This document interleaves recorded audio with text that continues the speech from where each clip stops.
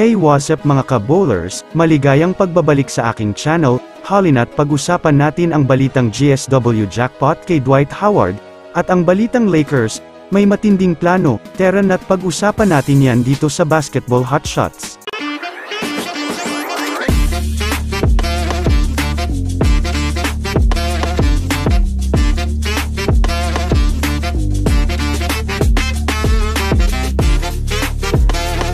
At dahil nga pugutom ang Lakers makabawi next season, ayon nga sa front office ng Lakers, ay sa susunod nga daw na season, ay gagawin na nga nila ang lahat upang makakuha sila ng kampyonato next year.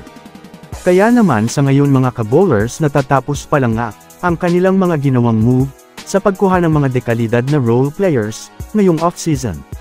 Sa ngayon nga mga ka-bowlers ay may matinding plano nga ang Lakers, ayon nga sa kanilang Lakers insider, na si Jovan Buha ay sa ngayon ngang available na, itong si Buddy Hield ay may pagkakataon na nga silang makuha ito, ngunit ang magiging paraan nga daw nila ay maghintay silang sumapit ang trade deadline, dahil ang numero 1 player nga na gagamitin, upang maging kapalitan nito ay ang kanilang point guard, na si D'Angelo Russell.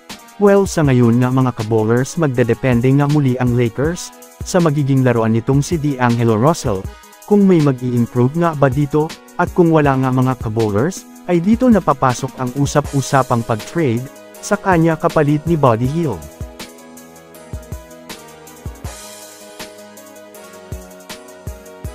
Sunod naman nga natin pag-usapan ang balita dito sa kupunan ng Golden State Warriors.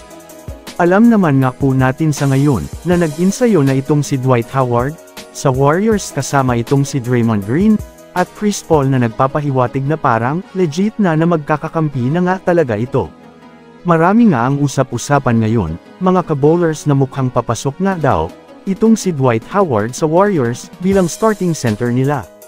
Kung susumadahin nga natin mga ka-bowlers, si Looney nga ang magsisilbing backup center ni Dwight Howard, dahil bukod sa pagiging defender nito, mga ka-bowlers ay halata naman na mas malaki itong si Dwight Howard at masipag rin ito pagdating sa rebounding.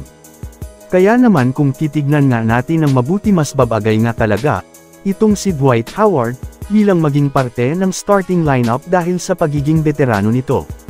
Bukod pa dyan mga ka-bowlers, malaking bagay nga itong si Dwight Howard sa Warriors, lalo pat maari pa nga nitong maturuan itong sina Kevon Looney ng dagdag kaalaman sa ilalim ng basket. So that's it for today's video mga ka-ballers. Yan lang ang ating pag-uusapan sa ngayon. Pindutin na ang subscribe and hit nyo na rin ang notification bell para sa mga susunod na updates sa mundo ng basketball. Again, this is Basketball Hotshots. Thanks for watching.